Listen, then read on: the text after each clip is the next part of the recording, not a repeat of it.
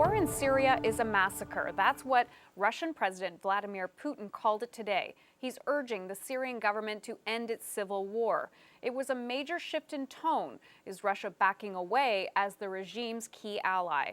And after months of bloodshed, what's the situation on the ground? And what else should Canada do? Well, joining me now is the country director of Syria for the UN World Food Programme, Muhannad Hadi. Thank you so much for coming in to speak with us today. Thank you for having me. Now, last month marked the second anniversary of the Syrian conflict. And today, it's being reported, as we just heard, Russian President Vladimir Putin is calling the conflict a massacre and urging peace talks. That's the assessment from Russia, a Syria ally. So just how bad is it on the ground 2 years into this? Well, the situation on the ground for the people is very bad. In the World Food Programme, we are concerned with the humanitarian consequences of the conflict. We try our best to reach people everywhere. You can't imagine how difficult for us in Syria. There are about every month, this month, for example, we will be feeding 2.5 million people in Syria alone. That's actually equivalent to the population of Toronto and Ottawa together. But you have to imagine that we do it in a war situation. It's very difficult for us. We cross lines every day. We work in all governorates in Syria. It's very, very challenging situation for us. So if you can explain to Canadians if they could visualize what it's like. You just explained it's like feeding Ottawa and Toronto, but give a sense of what it looks like on the ground, how you get the food to those people. Well, we bring the food inside Syria, and then we package it. We make it in family packages, and then we transport it all the way to people wherever they are. Sometimes, even if we have to deliver it to their homes, we do that. It's very complex. Last year alone, since the beginning of the operation until December, we've actually distributed 83,000 tons of food. You know, you can imagine how much that is. Actually, if you bring, I can't even imagine. If you bring 500 jumbo jets and you put them on top of each other and you weigh them, this is 83,000 tons.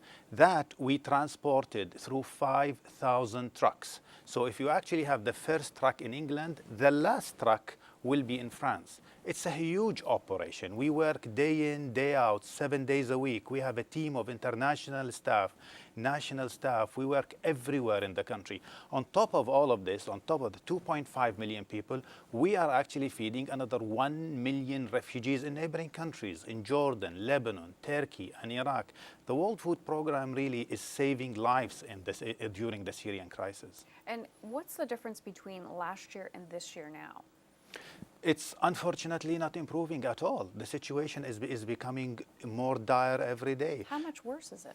It's bad. I can tell you that we in the World Food Programme see people who are already on their 4th and 5th displacement within the country. Some of them, after they're being displaced inside the country for many times, they become refugees in neighboring countries. It's very difficult. There are people in Syria who wait for the World Food Programme to bring them food. There are mothers who can only cook dinner for their children if we deliver food for them. If we stop delivering food for the people, children will simply go hungry. There are no other options for people nowadays in Syria. We have to continue our work. We have to deliver food to the people wherever they are in Syria and for the refugees in neighboring countries. Now, you met with CETA officials today to talk about the World Food Programme, brief them on this and their operations in Syria and the region.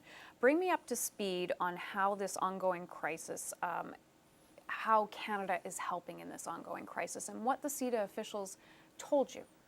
Well, we're very grateful for the Canadian people. We're very grateful for the Canadian government for what they have given us. But this crisis, the Syrian crisis, is not only about what Canada can do to us. It's what the rest of the world can do. These crises are huge for us. I'll give you an example of how much we need. The World Food Programme, every week we need $18 million to feed 2.5 million people inside Syria and 1 million people outside Syria.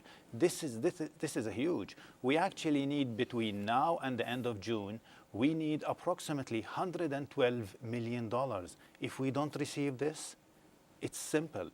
People will not eat. There is no other option. So you clearly need more money. Did you ask for more help from Canada, and was anything else promised? Well, we asked for help from Canada, as we are asking from the rest of the donors. What type of help? We need right now financial help, actually. We need also Canada to encourage the other donors to come forward. We're waiting for the pledges of the Kuwait conference to materialize. It's very important for us to receive the funds, and it's very important to receive funds at the right time. So it's no good to receive funds 2 or 3 months down the road. We have to have funds now. We have to prepare ourselves and to bring food for the people. So it's twofold. You've requested more money from the Canadian government. How much? Is there a specific amount, or is it just a general request? Well, it's a general request now, because I mean the other purpose of my visit is to bring the CEDA up to date on the situation. Mm-hmm. It's always good to meet with them and to explain the situation as it is on the ground. Now, and also, as you mentioned, there are some countries who have pledged money that haven't paid that money yet. So you're asking Canada to help push those countries to pay the cash? Absolutely. I mean, it's very important for Canada and for the rest of the donors to speak to others. It's not only, we need to have the traditional donors for the World Food Program, but we also want the non-traditional donors for the World Food Program. These are regional crises. This crisis in Syria is not only for Syria. It concerns Syria and the neighboring countries, and it's important that other donors get engaged with the World Food Program. Muhannad Hadi, thank you so much for coming in and keeping us up to date on this situation. I appreciate your time. Thank you for having me.